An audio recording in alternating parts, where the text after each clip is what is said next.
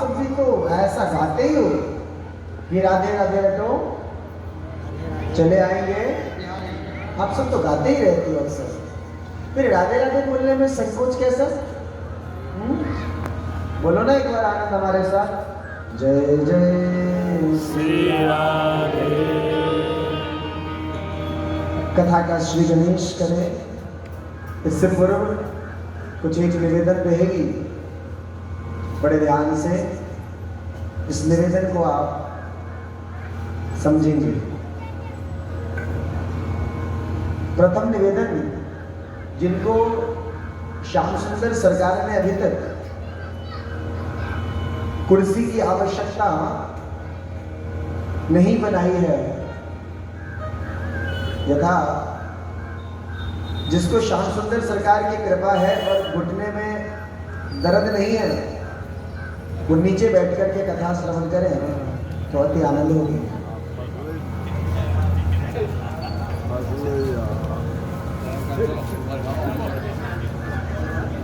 द्वितीय निवेदन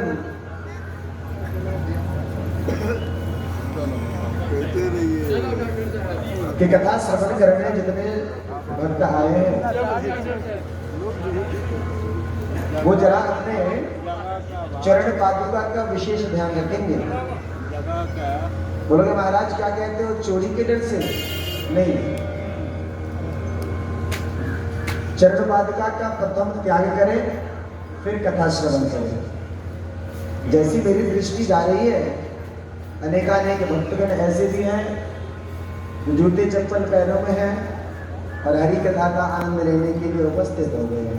थोड़ी कृपा करें ताकि गोविंद की कृपा भी हम सब पर हो जाए। बोलो राधे राधे। राधे राधे।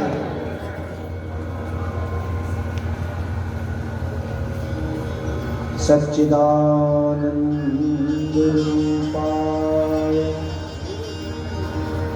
विश्वोत्पत्त्यादि हेतवे तापत्रय विनाशाय श्री कृष्णाय नमः। आशीष भैया थोड़ा तेल मसाला इसमें कम लग रहा है, लग रहा है ना प्रशांत भैया? थोड़ा तेल मसाला डालो। उबाला हुआ सामान तो बीमार लोगों को दिया जाता है, हाँ? जो अस्पताल से आते हैं उन्हें उबाला हुआ सामान पत्ते के लिए दिया जाता है। यहाँ तो कोई बीमार नहीं है, सब सरकार के भक्त हैं और सरकार के भक्त कभी बीमार नहीं होते। थोड़ा तेल मसाला डालिए।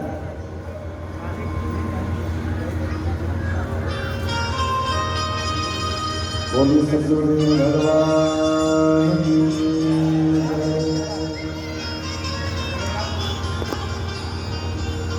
गुरु ब्रह्मा गुरु विष्णु गुरुर्देवो महेश्वर गुरु साक्षात् परब्रह्म तस्मै श्री गुरुवे नमः।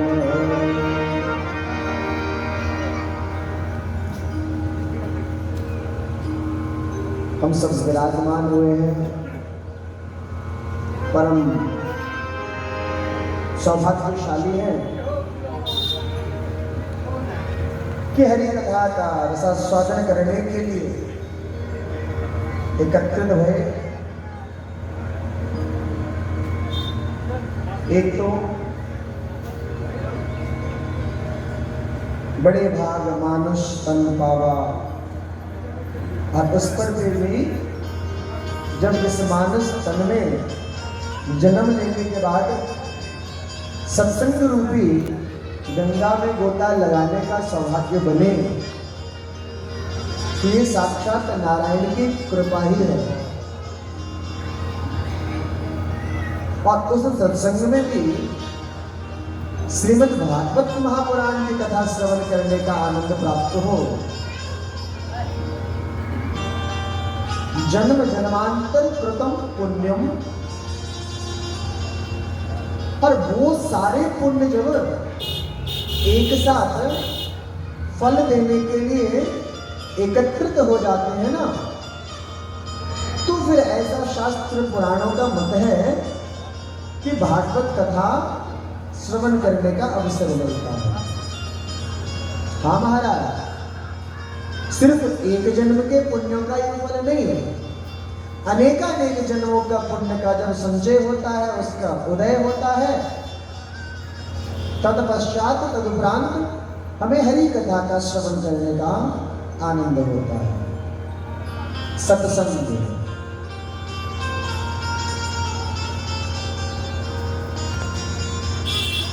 गोस्वामी बाबा ने बड़ा सुंदर भाव रखा है रामचरितमानस के सुंदर कांड के अंदर। विभीषण जी और हनुमान जी का जब संवाद होता है ना, तो विभीषण जी कहते हैं हनुमत, तात स्वर्ग अपवर्ग सुख धरिय तुला एक तुलना ताहि सकल मिली जो सुख सत्संग। हाँ महाराज, तात स्वर्ग अपवर्ग सुख धरिय तुला एक अंग। क्या भाव आया गोस्वामी जी का? हे तात, स्वर्ग से भी ज्यादा अगर कोई सुखकारी स्थल हो, और वो एक बार नहीं अनेक बार, ऐसे सभी सुखों को संचित करके तराजू के एक पलड़े पर आप डाल दीजिए, और दूसरे पलड़े पर क्या डालो? जो सुख लव सत्संग। सत्संग का जो सुख है, एक पल का जो दशांश होता है उसे क्षण कहते हैं, और क्षण का जो दशांश होता है उसे लव कहते हैं। ये कल्पना की बात है।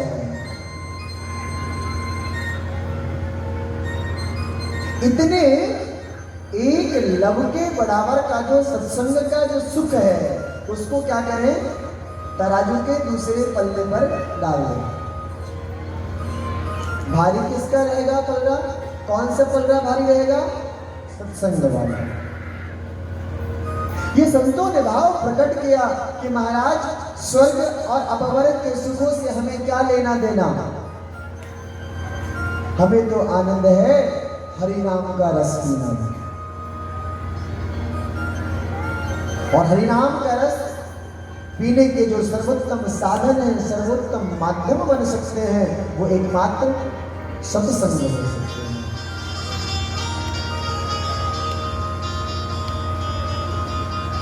परमात्मा के कथा के अधिकार के बारे में भी गोस्वामी बाबा का भाव याद आता है। हे जी राम कथा के तेरी अधिकारी,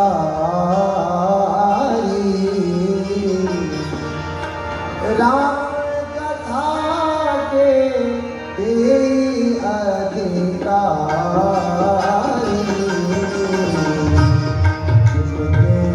सत्संग की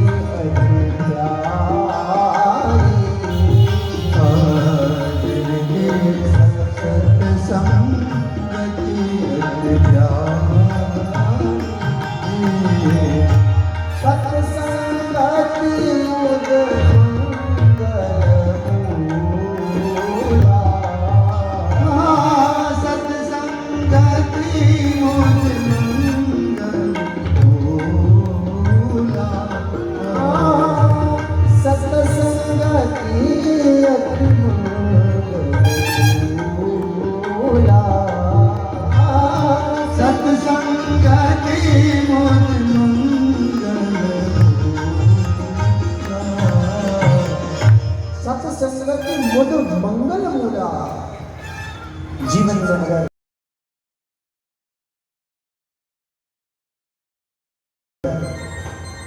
मंगल की कामना है तो महाराज प्यारे, सत्संग का सानिध्य ग्रहण करना है। बिनु सत्संग विवेक न होई राम कथा जस सुन।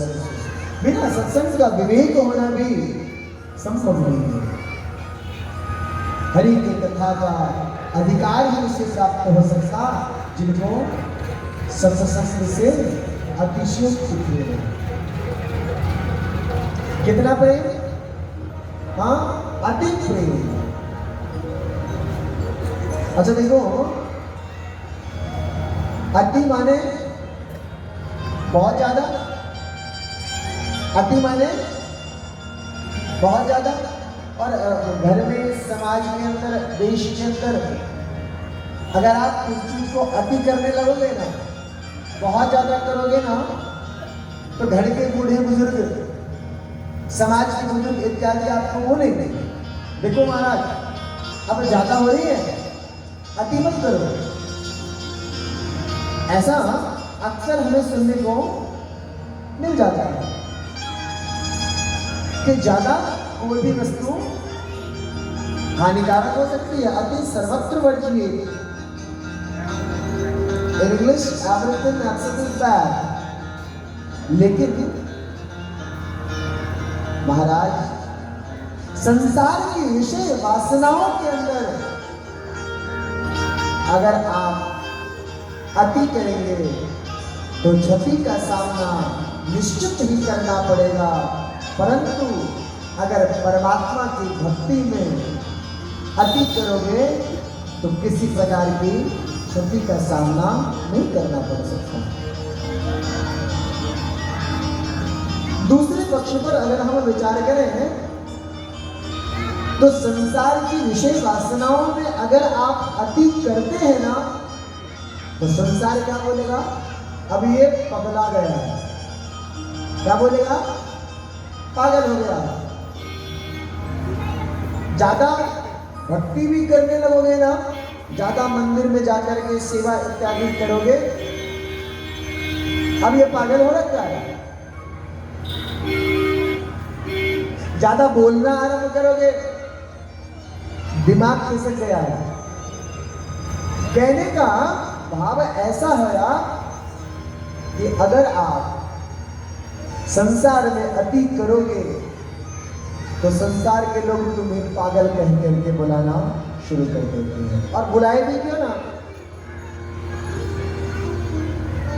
जब तक परमात्मा के प्रेम में, परमात्मा के सत्संग में अतिशयोक्ति प्रेम ना जगे, अति प्रेम ना जगे, पागल नहीं बनोगे, जब तक हरि कथा को श्रवण करने का अधिकार भी प्राप्त नहीं होता। राम कथा के कई अधिकारी जिनके सत्संगत अति प्यारी। प्रेम करने से भी काम नहीं, प्यार करने मात्र से काम नहीं चलेगा, अति प्रेम करना पड़ेगा। बोलो राधे राधे। राधे राधे बड़े कमजोरी से बोलते हैं महाराज। आज व्रत का तो एकादशी तो नहीं है चलता ना, तो फिर आज इनकी आवाज कम क्यों आती है? बोलो राधे राधे।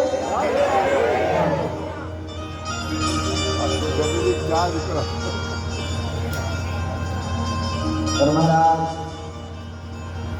अगर परमात्मा की भक्ति में अति लग गई, अति प्रेम हो गई,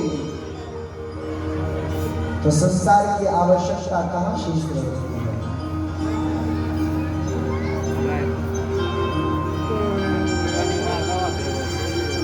अखंड मंडलाकार व्याप्तम येन चराचरम् तत्पदं दर्शितं येन तस्मै श्री गुरुवे नमः। अज्ञानतिमिरान्धश्च ज्ञानाञ्जनशलाकया चक्षुरुन्मीलितं येन तस्मै श्री गुरुवे नमः।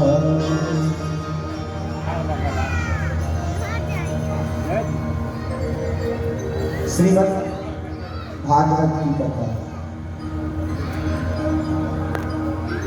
हम एकत्रित हुए हैं किसकी कथा सुनने के लिए?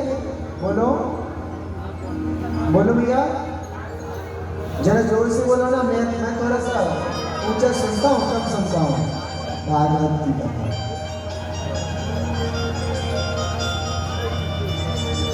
अच्छा, भागवत कौन सी भागवत? भागवत में तो श्रीमद् भागवत भी आता है और देवी भागवत भी आ सकता है। जब आप सिर्फ भागवत बोलोगे तो ये देवी भागवत भी हो सकता है और श्रीमद् भागवत भी हो सकता है। तो कौन सी कथा कहते हैं? श्रीमद् भागवत।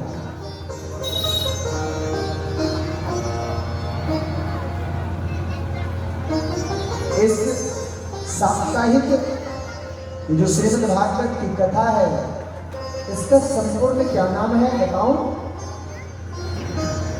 इसका संपूर्ण नाम है श्रीमद् भागवत सप्ताह ज्ञान महायज्ञ। क्या नाम है? श्रीमद् भागवत सप्ताह ज्ञान महायज्ञ। सिर्फ भागवत कहने से काम नहीं चलने वाली। श्रीमद् भागवत सप्ताह ज्ञान महायज्ञ। पीछे तरफ से बात को उठाए। आपका प्रश्न आ सकता है कि महाराज आपने यज्ञ बना दिया इसे, ये कैसा यज्ञ होगा? यज्ञ के माने तो हम ऐसा ही समझते हैं कि यज्ञ माने हवन कुंड में आम की लकड़ी, पलाश की लकड़ी इत्यादि लकड़ी डाल दो, अग्नि प्रज्वलित करो और साकल्य से स्वाहा स्वाहा करो। संसार तो इसे ही यज्ञ मानता है ना।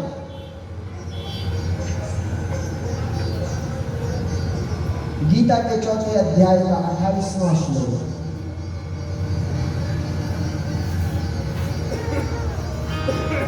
अर्जुन को भगवान श्री कृष्ण यज्ञ का मतलब और यज्ञ कितनी प्रकार के होते हैं ये बता रहे हैं। अर्जुन, द्रव्य यज्ञ, तपो यज्ञ। अर्जुन, यज्ञ के कई सारे भेद हो सकते हैं। सर्वप्रथम द्रव्य यज्ञ। कौन सा यज्ञ? बोलो, द्रव्य यज्ञ। द्रव्य यज्ञ माने जिसमें द्रव्य की प्रधानता हो, जिसमें धन की प्रधानता हो। जैसे अनाथालय का निर्माण करा देना, अस्पताल का निर्माण करा देना, विद्यालय का निर्माण करा देना, अतिथिशाला का निर्माण करा देना, ये सभी क्या है? द्रव्य यज्ञ है। अर्जुन, दूसरे प्रकार का यज्ञ होता है तपो यज्ञ। तप यज्ञ, जब जीवात्मा परमात्मा की प्राप्ति के लिए अपने शरीर को तपाता है, जैसे चंद्रायन व्रत करना, जीवित वाहन का व्रत करना, हरिवासर व्रत करना, एक पाक्षीय व्रत करना, एक मासीय व्रत करना, माघ मास करना, कार्तिक मास करना किसी तीर्थ क्षेत्र में, ये सभी क्या है? ये तप यज्ञ है। तीसरे प्रकार का यज्ञ क्या है? योग यज्ञ। अर्जुन, तीसरे प्रकार का यज्ञ क्या है? योग यज्ञ। कांवर लेकर के बाबा धाम की यात्रा करना, तीर्थ क्षेत्रों को पांव पैदल यात्रा। अब जरा ज्ञान यज्ञ का आप जिस प्रकार की यज्ञ की परिभाषा जानते हैं, इससे जरा तुलना करके देखो। इसे भगवान श्री कृष्ण ने कैसे यज्ञ बनाया? यज्ञ में हम क्या करते हैं? अग्नि प्रज्वलित किया। और ज्ञान यज्ञ में भी क्या होता है, आत्मा के अंदर, हृदय के अंदर ज्ञान रूपी अग्नि, ज्ञान रूपी लौ, ज्ञान रूपी दीपक जलता है। फिर हम सामान्य यज्ञ में क्या करते हैं, साकल्य लेते हैं और साकल्य लेकर के उसमें स्वाहा स्वाहा करते हैं। अब ये ज्ञान यज्ञ में, ज्ञान महायज्ञ में स्वाहा स्वाहा किसका, तो हमारे कर्मों का।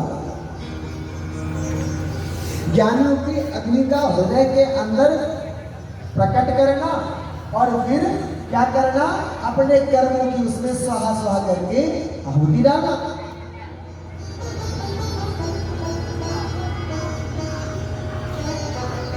सामान्य यज्ञ में क्या होता है, हवन कुंड में अग्नि दिया, आहुति दी, उसके बाद अग्नि का और सामग्री का आलिंगन हो जाता है। ऐसा ही होता है ना। अग्नि में क्या करते हैं, जब हम साकल्य डालते हैं तो अग्नि क्या करते हैं, उसे जला देती है। और जलाने के बाद जो पंच तत्व का वास्तविक स्वरूप है, चिति जल पावक गगन शरीर, इसमें वापस भेज देता है प्रकृति को। अग्नि में जब हम कुछ भी डालते हैं ना, कुछ भी स्वाहा स्वाहा करके डालते हैं, तो अग्नि का काम क्या है, उसे उसके वास्तविक स्वरूप में परिवर्तित करके वातावरण में प्रकृति के अंदर वापस डाल देना। सामग्री डाला, कुछ जुए के रूप में वायु में मिल गया, कुछ रस के रूप में जल में परिवर्तित हो गया, कुछ राख के रूप में मिट्टी में परिवर्तित हो गया। और यही तो प्रकृति का वास्तविक स्वरूप है। तो महाराज ज्ञान यज्ञ में किसका किससे मिलन होता है, ज्ञान यज्ञ में भी जब हम ज्ञान रूपी अग्नि हृदय के अंदर जलाते हैं और कर्म रूपी आहुति डालते हैं, तो ये कर्म जब ज्ञान रूपी अग्नि से आलिंगन करता है तो जीवात्मा परमात्मा में विलीन होने के लिए निकल पड़ता है। और सबसे बड़ा प्रकृति का परम सत्य तो परमात्मा ही है। इसीलिए हे अर्जुन, सत्संग रूपी कथा रूपी यज्ञ है, ये ज्ञान यज्ञ है। अर्जुन, अन्य प्रकार के यज्ञों से जीव अपना संग का भला कर सकता है, समाज का भला कर सकता है, आस पड़ोस की नेगेटिव वाइब्रेशन को खत्म कर सकता है, नकारात्मक ऊर्जाओं को शोषित कर सकता है। लेकिन ये ज्ञान यज्ञ से जीव के संग का कल्याण तो होता ही है, और वो जीव जहां जहां उस ज्ञान को पसारता है, बिखेरता है, वहां वहां के समाजों का, वहां के प्रकृतियों का और उस देश का भी कल्याण और आनंदमय हो जाता है। बोलो राधे राधे। ऐसे काम नहीं चलेगा, जोर से बोलो।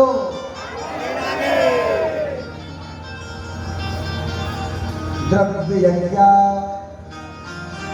तपो यज्ञ, योग यज्ञस्तथा परे, स्वाध्याय ज्ञान यज्ञाश्च यतया सुतवता। अर्जुन, इसीलिए ज्ञान यज्ञ की विशेषता सबसे बढ़कर है।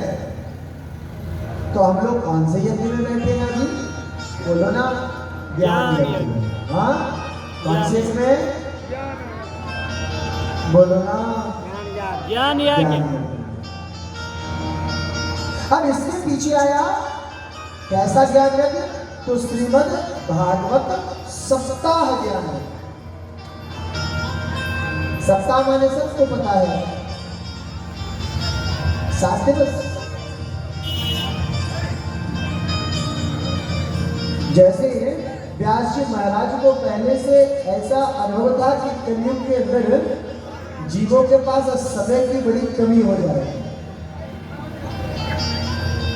इसीलिए क्या किया, इस 12 स्कंद 332 अध्याय 18,000 श्लोकों को 7 दिवस में बांट दिया। बोला कि देखो जीवों का जो कालचक्र है वो भी ये 7 दिवस में ही व्यतीत हो जाता है। इसीलिए व्यास भगवान ने क्या किया, इन 18,000 श्लोकों को 7 भाग में विभक्त कर दिया।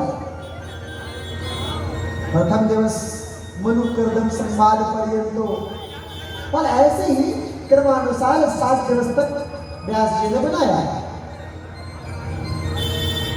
अब क्या, तो श्रीमद् भागवत ज्ञान भी हो गया, सप्ताह भी बता दिया, बचा क्या अब श्रीमद् भागवत। श्री माने, हाँ श्री माने लक्ष्मी। यहां श्री का मतलब, श्री लिखने का मतलब क्या है, किशोरी जी। या श्री माने राधा रानी सरकार, श्री माने लली जी की बातें हो रही है। मद माने होता है परिपूर्ण, कंप्लीट। भा से भक्ति, ग से ज्ञान, व से वैराग्य और व से त्याग। माने श्री जी की कृपा से, राधा रानी सरकार की कृपा से एक ऐसा दिव्य ग्रंथ है जिस ग्रंथ की कथा श्रवण करने से भक्ति, ज्ञान, वैराग्य और त्याग की परिपूर्णता हो, वही है क्या, श्रीमद् भागवत।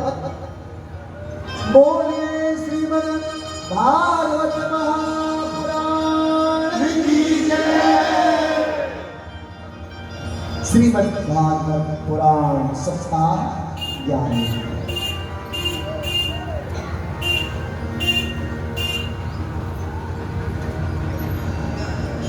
ओम नमो भगवते वासुदेवाय। ओम नमो भगवते वासुदेवाय। ओम नमो भगवते वासुदेवाय।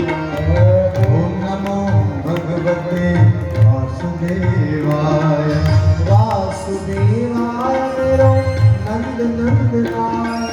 वासुदेवाय मेरो नंद नंदनाय। वासुदेवाय मेरो नंद नंदनाय। वासुदेवाय मेरो नंद नंदनाय। ओम नमो भगवते वासुदेवाय। ओम नमो भगवते वासुदेवाय। ओम नमो भगवते वासुदेवाय। नमो भगवते वासुदेवाय।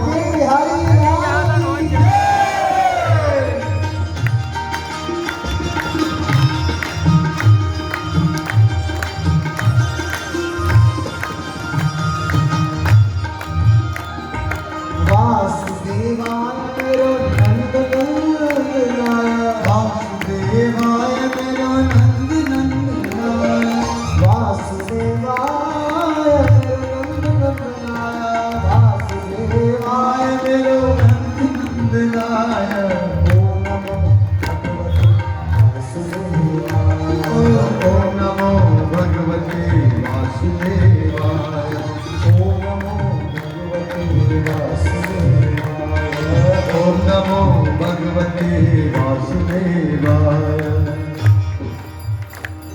राधे राधे बोलो।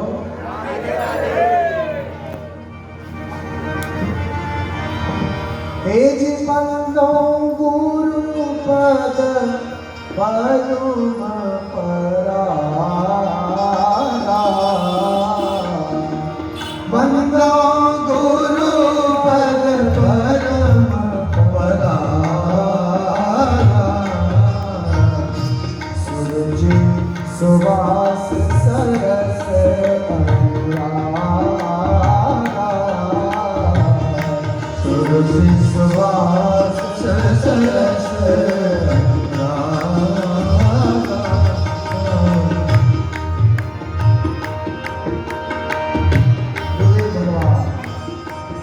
जिनकी कृपा दृष्टि के बगैर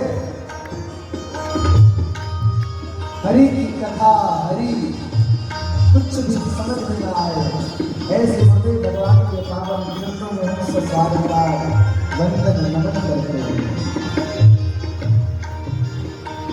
भरोसो भरोसो दृढ़ चरण भरोसो दृढ़ चरण के, भरोसो दृढ़ चरण के, भरोसो चरण श्री वल्लभ नख चंद्र घटा, श्री वल्लभ नख चंद्र, श्री वल्लभ नख चंद्र छटा, श्री वल्लभ नख चंद्र छटा,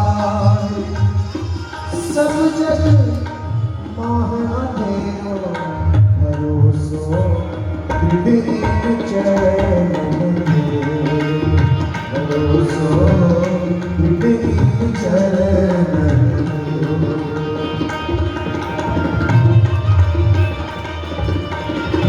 गुरुदेव ससार की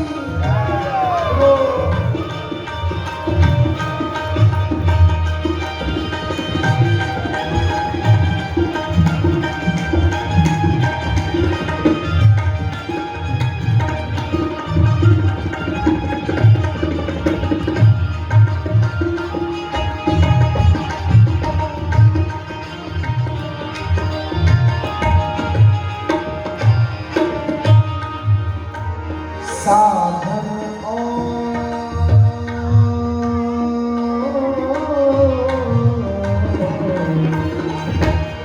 साधन और नाही जग में, साधन और नाही जग में, साधन और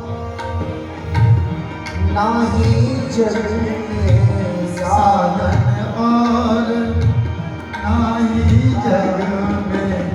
जासो होए मेरो, जासो होए मेरो, भरोसो दृढ़ चरण के, भरोसो दृढ़ चरण के, भरोसो दृढ़ चरण के। भरोसो दृढ़ चरण के।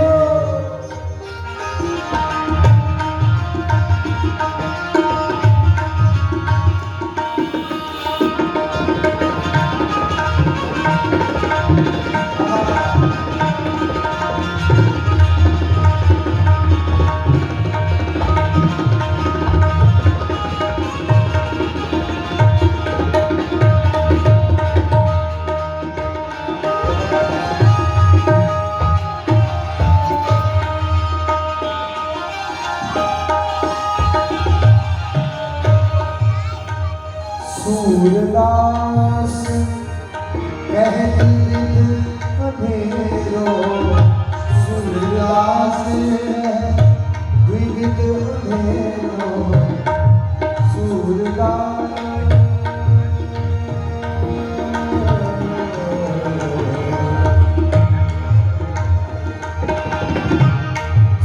सूरदास कह विविध अंधेरों, सूरदास कह विविध अंधेरों, बिना मोल को चेरो, बिना मोल को चेरो,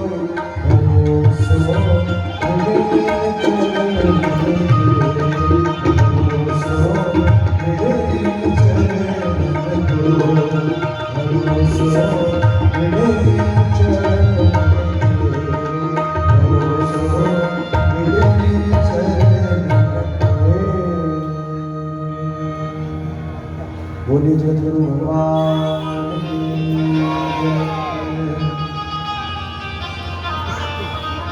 गुरुदेव, अगर भरोसा कोई है तो तेरे इन दृढ़ चरणों का मात्र भरोसा है, अन्य किसका भरोसा करें? कोई भरोसे के लायक हो तो बताओ। हे गुरुदेव सरकार, भरोसे के लायक एक बात तो तुम ही हो। पुनः बारंबार वंदन, जिसकी कलकल धारा के किनारे किनारे श्याम सुंदर सरकार ने अपनी लीलाएं रची और भक्तों के मन को भाया। ऐसा वंदन, ऐसा प्रणाम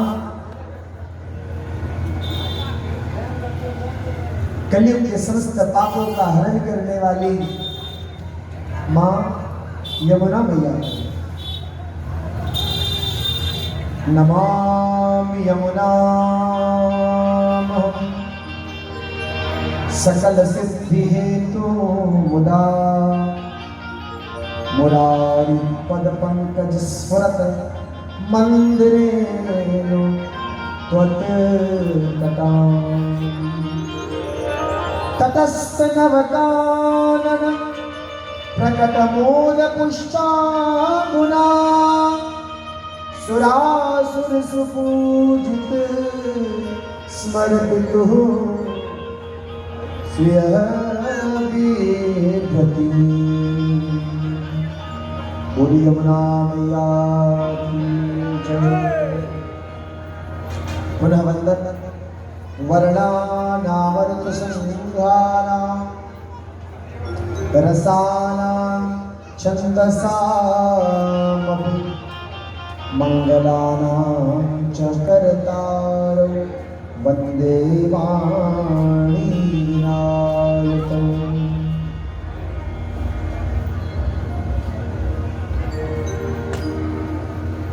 वन्दे वाणी विनायक।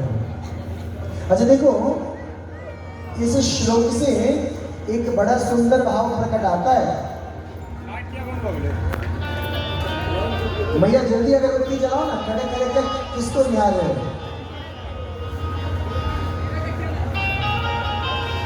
सामने से आ जाओ, इधर जला लो।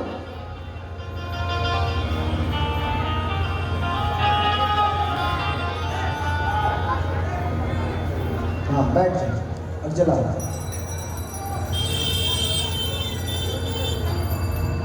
गोस्वामी जी से किसी ने प्रश्न कर दिया कि बाबा एक बात बताओ, लोग कहते हैं और पुराण भी कहता है कि गणेश जी की सबसे पहले पूजा हो, गणेश की वंदना प्रथम पूज्य जानत संस्कार हो, लेकिन तुम क्या कहते हो? वर्णानामर्थ संस्थानां रसानां छत्रसामपि मंगलानां च कर्तारो वंदे वाणी फिर विनायको। तो गोस्वामी जी बताओ कि तुमने पहले वाणी की वंदना क्यों किया? पहले तुमने सरस्वती की वंदना क्यों की?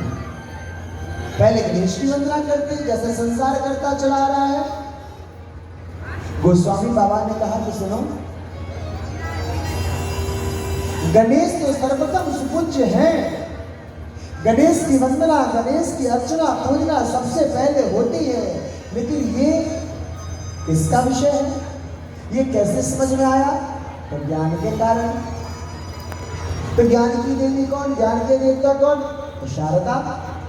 इसीलिए सर्वप्रथम गोस्वामी बाबा ने क्या किया, मैया शारदा की वंदना के लिए, ताकि शारदा की वंदना के कारण ही ऐसा ज्ञान मिला कि गणेश सर्वप्रथम पूज्य है। वर्णानामर्थसंग्रहाणाम रसानाम छंदसामपि मंगलानाम च कर्तारौ वंदे वाणी विनायक।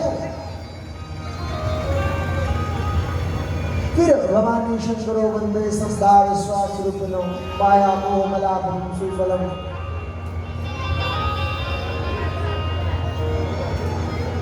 तो भैया लाइट जलवाओ ना, अंधेरा हो रहा है।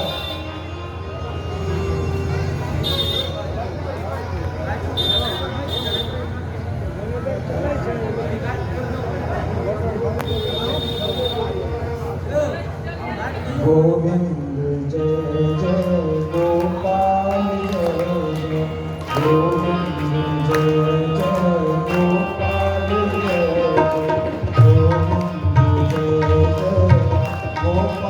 जय जय, गोविंद जय जय गोपाल जय जय, गोविंद जय जय गोपाल जय जय।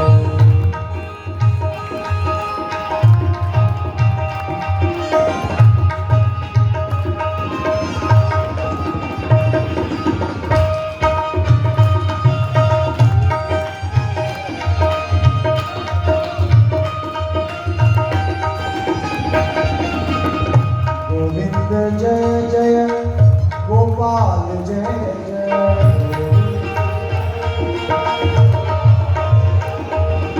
गोविंद जय जय गोपाल जय जय। आइए सबको, गोविंद जय जय गोपाल जय जय, गोविंद जय जय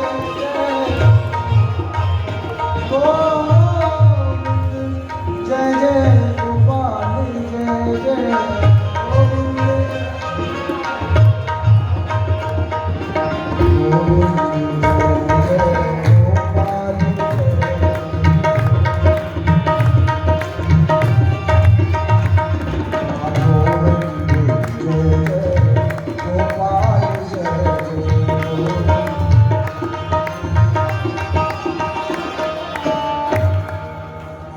बोलो राधे राधे।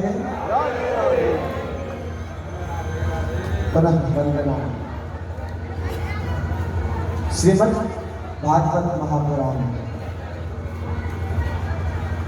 देखो, श्रीमद् भागवत महापुराण को आप जिस किसी भी भावना से दर्शन करेंगे, जिस किसी भी भावना से कथा श्रवण करेंगे, वही भावना चरितार्थ हो सकती है। जागी रही भावना जैसी, प्रभु मूरत देखी दिन तैसी। संसारिक लोगों के लिए, कलयुग के जीवों के लिए, कलयुग के मानवों के लिए, विशेषतः आजकल के मनुष्यों के लिए, जीव क्या चाहता है, काम करना ना पड़े और घर किसी चीज की कमी ना रहे, उसके लिए श्रीमद् भागवत क्या है, कल्पवृक्ष के रूप में। क्या चीज के रूप में? कल्पवृक्ष के रूप में। अच्छा, कल्पवृक्ष माने क्या? कल्पवृक्ष के माने एक ऐसा वृक्ष जिस वृक्ष के नीचे खड़े होकर के जिस किसी भी चीज की कल्पना करें और कल्पना मात्र करने से उस विषय वस्तु की पूर्ति हो जाए, उसे कल्पवृक्ष कहते हैं। हमारा श्रीमद् भागवत भी क्या है? कल्पवृक्ष है। कल्पवृक्ष की जड़ में बैठ करके जो किसी भी विषय वस्तु की कामना करेंगे उसकी पूर्ति होगी। ऐसे ही श्रीमद् भागवत की शरणागति होने पर आप जिस किसी भी विषय वस्तु की कामना करेंगे उसकी भी पूर्ति श्याम सुंदर सरकार कर देते हैं। बोलोगे महाराज तब तो चकाचक आनंद हो जाएगी। हाँ, कैसे आनंद? पड़ोसी का 10 कट्ठा वाला जो प्लॉट है, भागवत जी से आज ही मांग लूं कि कल्पना कल्प वृक्ष है, तो मैं भी कल्पना कर लिया कि पड़ोसी का 10 कट्ठा वाला प्लॉट रात बीते सुबह सुबह मेरे नाम पर आए और बोले कि महाराज आपको रजिस्ट्री करना चाहता हूं। कछुए की कल्पना ऐसी भी होगी कि पड़ोसी के पास 4 चक्का वाला गाड़ी है, हम 16 चक्का वाला लॉरी ट्रक क्यों न लगा ले। हम कल्पना तो कुछ भी कर सकता है जी, और हमारी कल्पना तो कुछ ऐसी होती है। आज कलयुग इतना अपना असर दिखा दिया कि जीवों की कल्पना में सिर्फ और सिर्फ ऐश्वर्य ही ऐश्वर्य दिखता है। तुम्हारी कल्पना तुरंत हो गई होगी, पड़ोसी के एक बेटे हैं और डॉक्टर है। मैं भागवत से कल्पना करूं क्योंकि महाराज जी आपने कहा कि भागवत